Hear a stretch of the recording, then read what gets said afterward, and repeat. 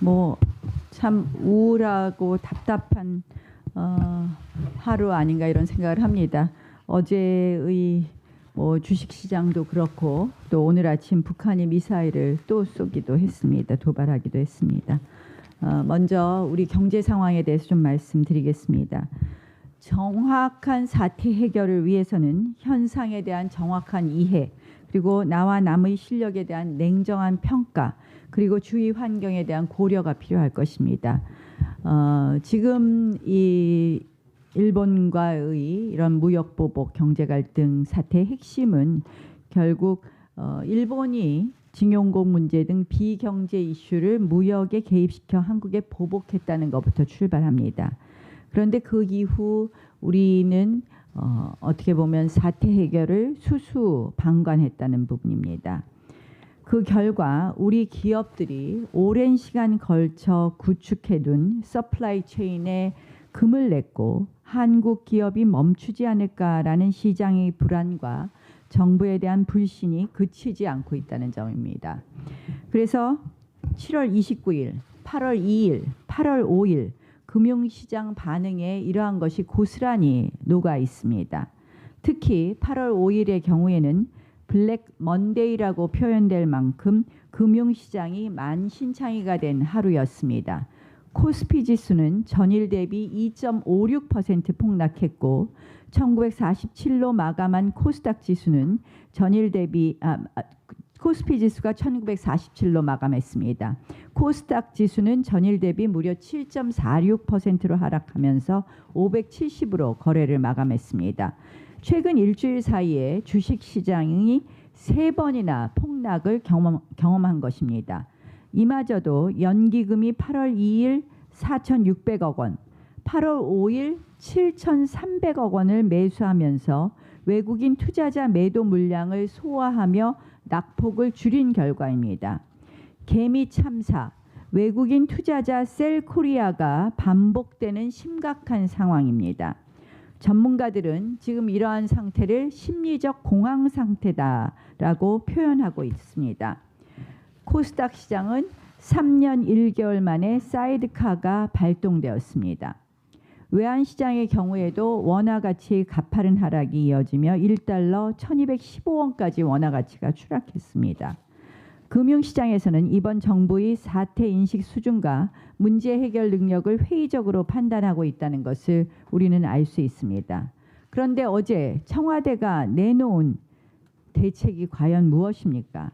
어제 청와대에서 문재인 대통령은 남북한 경제협력으로 평화경제가 실현된다면 우리는 일본을 단숨에 따라잡을 수 있다라고 강조했습니다.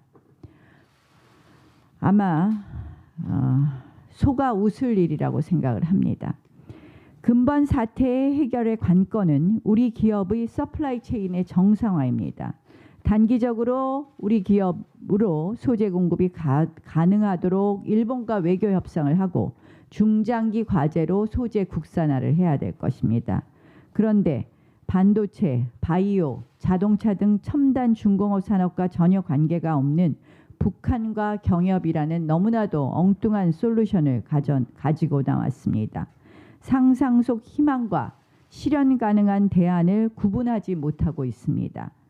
결국 북한 퍼주기로 구실을 만들어버렸다라는 그런 비판이 가능합니다. 묻고 싶습니다. 지금 청와대는 이러한 것에 대해서 계속해서 뭐가 문제냐라는 식으로 엄중한 현실마저 부정하고 있습니다. 모래 속에 머리를 박은 타조 같은 어리석은 모습입니다. 그리고 그 와중에 나온 대안은 우리 민족끼리 잘해보자는 북한 중독입니다.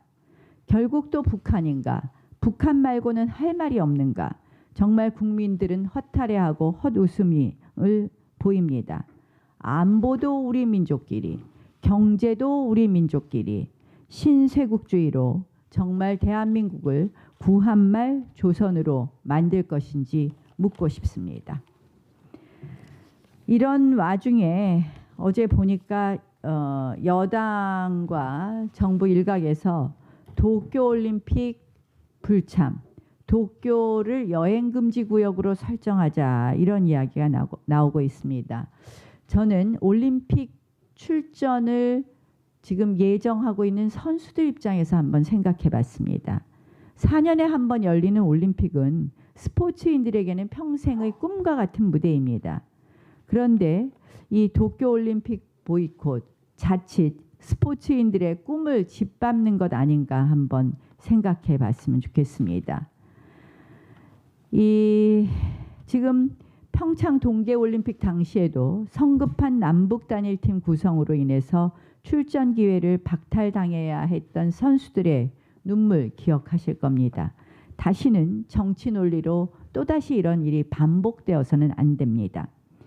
이런 가운데 통일부는 북한 측에 도쿄올림픽 남북 단일팀을 구성을 제안했다고 합니다.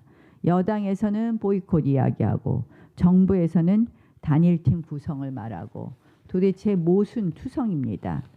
게다가 여당 일부 의원은 도쿄를 여행 금지 구역으로 설정하자고 합니다.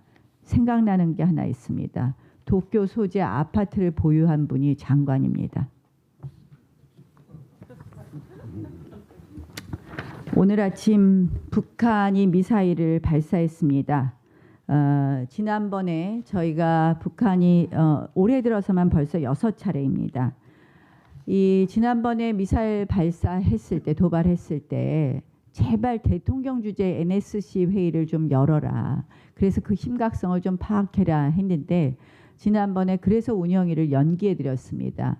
그런데도 대통령 주재 NSC는커녕 정의용 실장 주재의 NSC 회의만을 열었을 뿐이고 그리고 그 이후에 대통령의 북한에 대한 어떠한 침략이나 도발, 북한의 도발에 대해서 어떠한 항의도 제대로 없었습니다.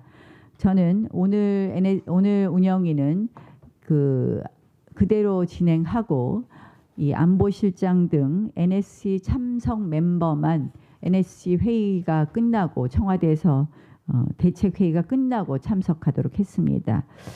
참 답답하고 한심스럽습니다. 결국 일본에 대해서는 지금 이 경제 침략 한일전을 이야기하면서 북한의 도발에 대해서는 한마디도 하고 있지 않습니다. 이 정부는 과연 북한에 대한 스탠스는 어떤 것인지 결국 친북 정부의 스탠스를 정확하게 보여주고 있습니다. 우리의 훈련은 여전히 이름도 제대로 못 붙이는 한미 훈련은 홍길동 훈련이 되어가고 있습니다.